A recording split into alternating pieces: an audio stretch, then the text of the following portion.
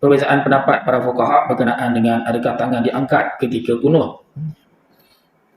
Dan dalam mazhab Syafi'i sendiri ada satu pendapat yang mengatakan tidak diangkat.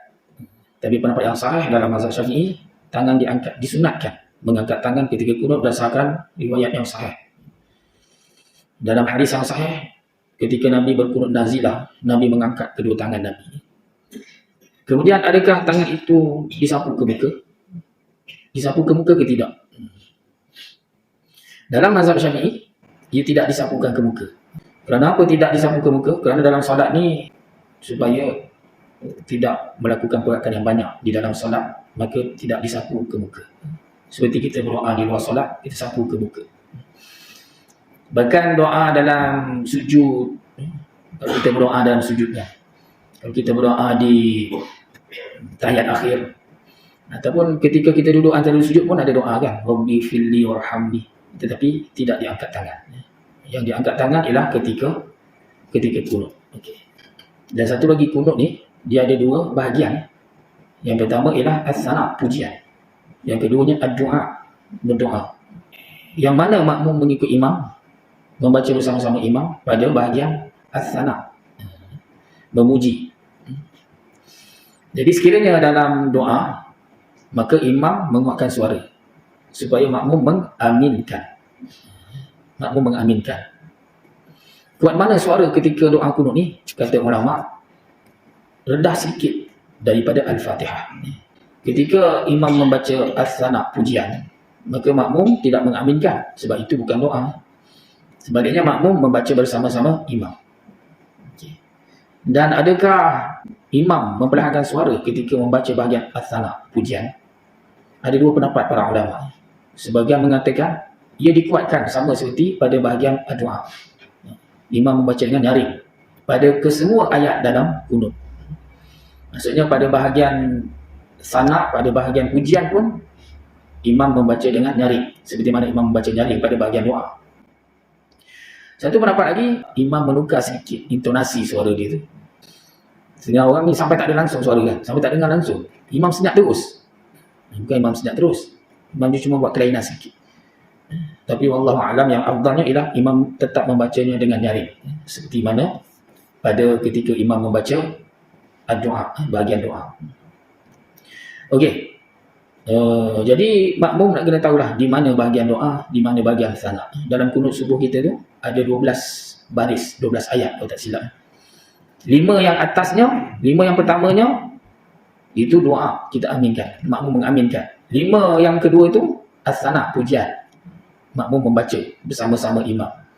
Dan 2 yang akhir sekali itu kembali kepada doa, doa semula, makmum mengaminkan. Okay, sekarang tuan-tuan amin ataupun baca sama boleh. Allahumma hdina fi man hadait. Ini doa, amin lah kata.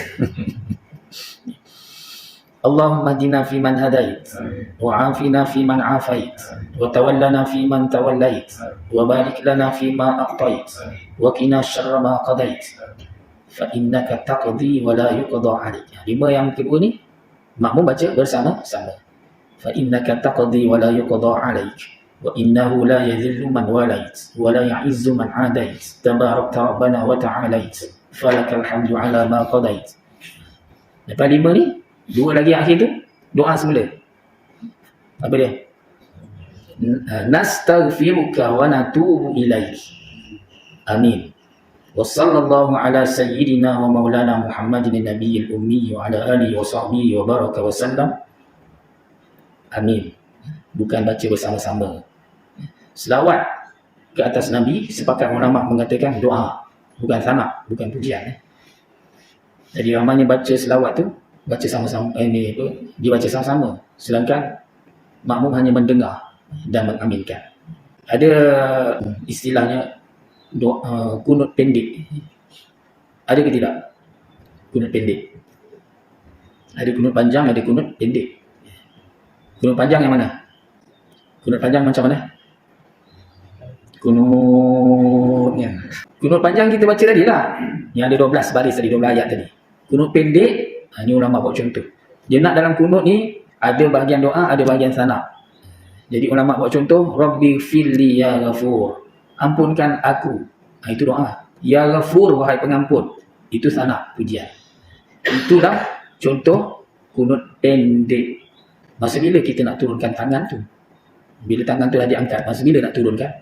Ada orang makmum ni, dia tak turunkan lagi tangan. Sebab apa? Ikut imam tak turunkan lagi tangan. Imam masih tangan tu diangkat. Imam masih mengangkat tangan ni. Padahal, habislah salawat tu. Wa baraka wa sallam.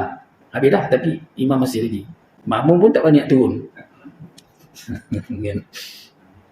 Okay. Jadi macam ni disunatkan mengangkat tangan ketika berdoa.